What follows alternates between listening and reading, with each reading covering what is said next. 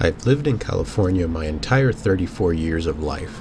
It's been a struggle with the rise of high prices and rent becoming so expensive only the rich can afford. But what happened to me earlier this year made me move out of California for good and never going back. I had a decent job, working for an up-and-coming tech company in Silicon Valley. It was long hours and was slowly burning me out. The only thing that kept me going at this job was my coworkers, who were the only type of social life I had, and their hard work would motivate me to keep going. Most of my coworkers have families and houses they have to pay for, so they can't pick up their belongings and leave the state the way I did. We had a CEO take over the company. Our last owner mysteriously died in a random car accident.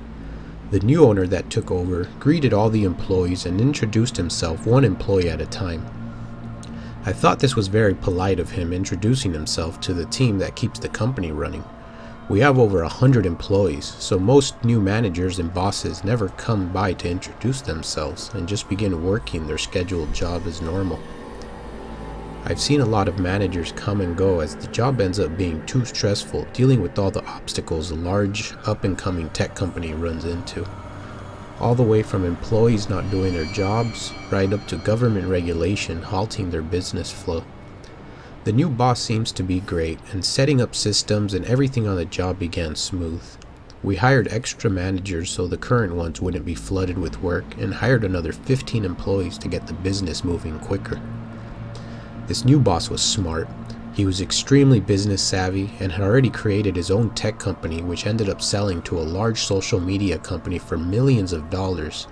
He was known as what we call a serial entrepreneur, as he told us his personal life story. There was something about him that seemed rather strange though, and the way he walked and talked seemed rather strange. I asked my fellow coworkers what they thought about the new boss, and several of them said he was great and had no issues with the new systems being put into place by the new boss. While everyone was content with the new owner, I knew something that others didn't. I was at a coffee shop one day when I began researching the name of my boss, and to my surprise, I couldn't find anything online using his name. Usually such a big tech man would have a large past on social media from interviews and past accomplishments, but this boss had no presence on the internet. No Facebook account or Instagram. I went through pages and pages on Google looking for information on the new boss when I found one article that had a picture of him using a different name. The name being used was Benny Freitzer, but nobody knew him as Benny Freitzer. I decided to do some research on the name Benny Freitzer when it led me to a CIA website. I began to become a bit weary as to why my new boss would be linked with the CIA website, since they only have secret government information.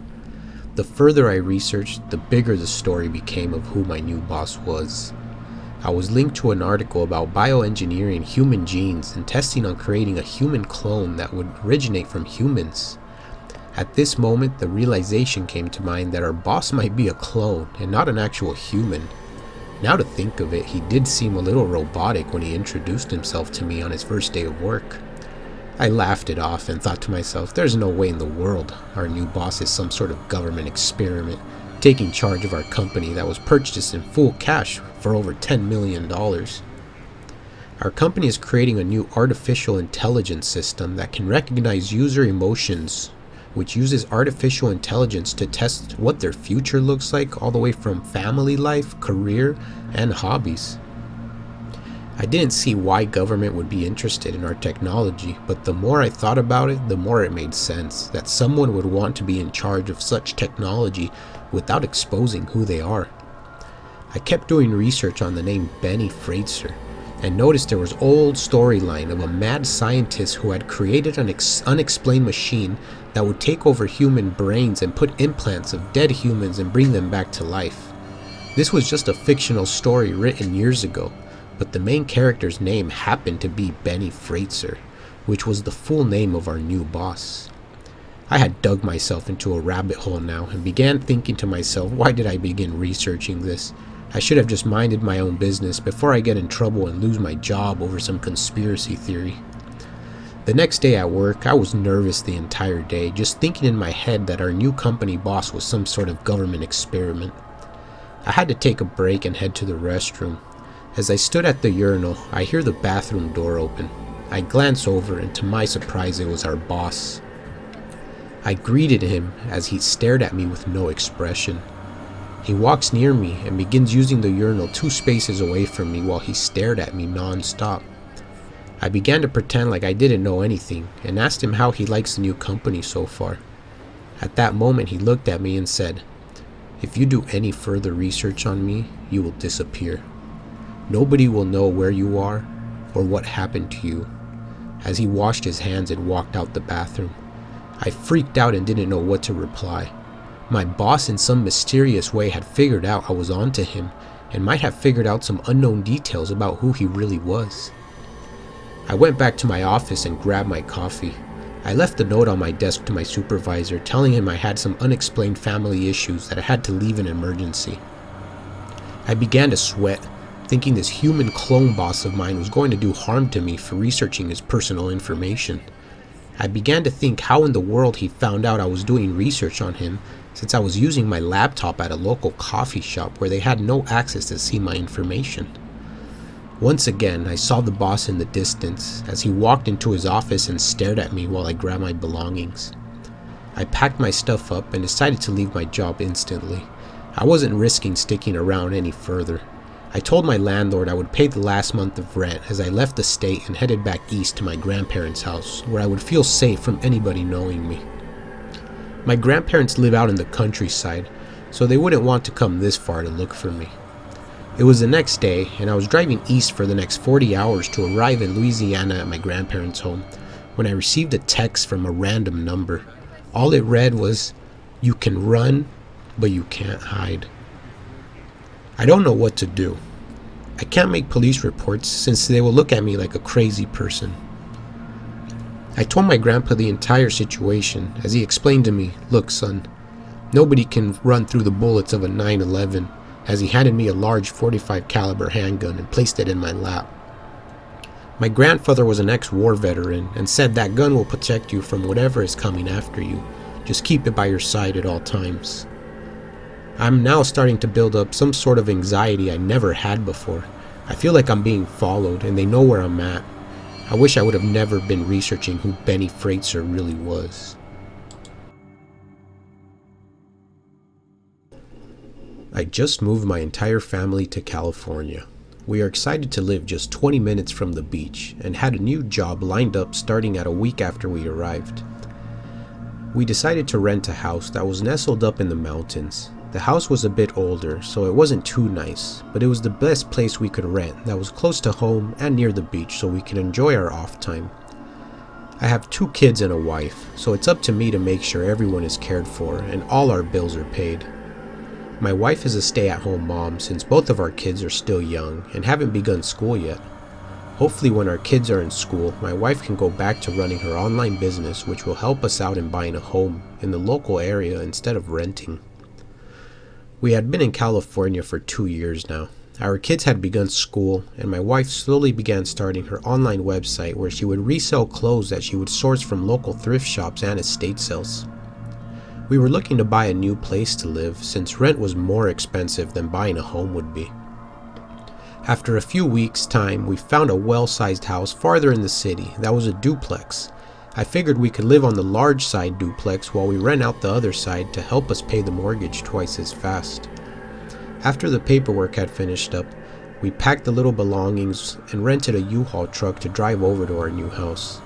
The truck had all our belongings as my wife drove our car behind me with our 2 young kids. We began painting our new house and putting in new carpets. It was full family effort. Even our young kids were helping with cleanup and throwing away the pieces of old carpet in the dumpster out front. We saw a neighbor throwing their trash in our dumpster, which made me laugh since they might have thought it was a public trash can. But I had rented it so we can throw out the old carpet and drywall that needed to be changed in the house. Later that day, I saw the neighbor pulling his pickup truck full of dirt as he began shoveling it into our dumpster. I noticed his dirt was going to fill up the whole dumpster and leave us with no room, so I politely explained we had rented the dumpster and needed the leftover space for our old carpet we were throwing out. The man continued shoveling his dirt in the dumpster, pretending he didn't hear. I became a bit angry now and said, "Sir," in a louder voice as he stopped and looked at me with an angry face. I told him, "I don't want to be a dick, but you're throwing your dirt in the dumpster I rented so we could remodel our home. There isn't much space left in there as you're filling it up." He jumped off the bed of his truck, walked up to my face and said, "Don't think you're going to come into my neighborhood and start acting like you own the place." I backed up slightly, as I wasn't expecting him to become angry. The man is a large, older guy that was quite intimidating. You could tell he was a naturally strong man that stood about an entire foot taller than me. I said, "Look, sir, I don't want no problems.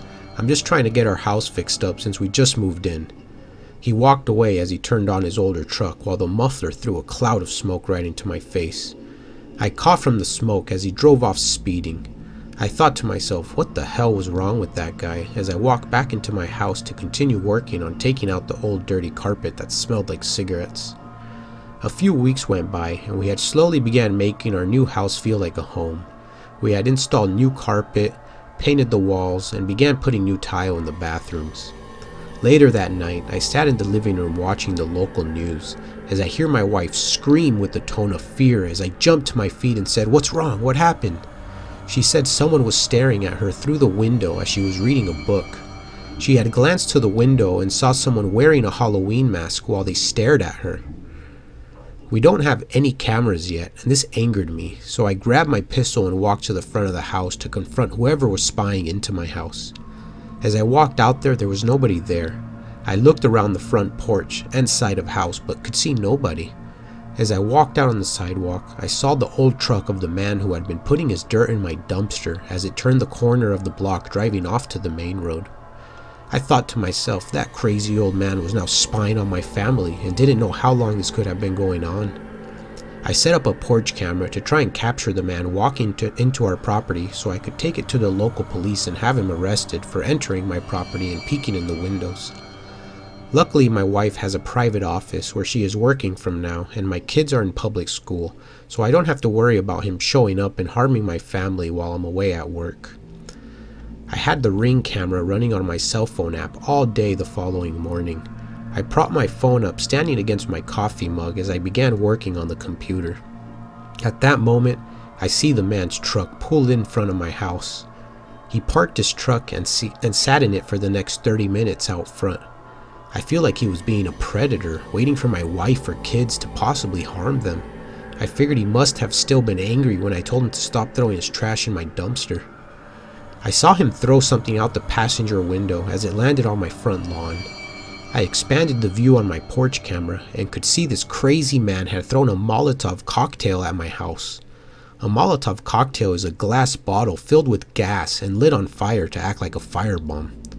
Nobody was home as the Molotov cocktail began to slowly burn on the lawn. Luckily, the grass was watered by the sprinklers a few hours before, so the ground was still wet as the cocktail slowly burned off the flame. I became extremely angry, thinking my family could have been in the house as this crazy old man attempted to burn down my house. I made a police report and showed the local enforcement the video. You could see the man's truck and his license plate, which police were able to identify his location. A few days later, the detective came to my house to update me on the investigation. The man had been arrested for second-degree arson and was in police custody. The detective explained to me the man used to live in the house we bought and had lost it to a bank foreclosure after he was diagnosed clinically insane and lost his job.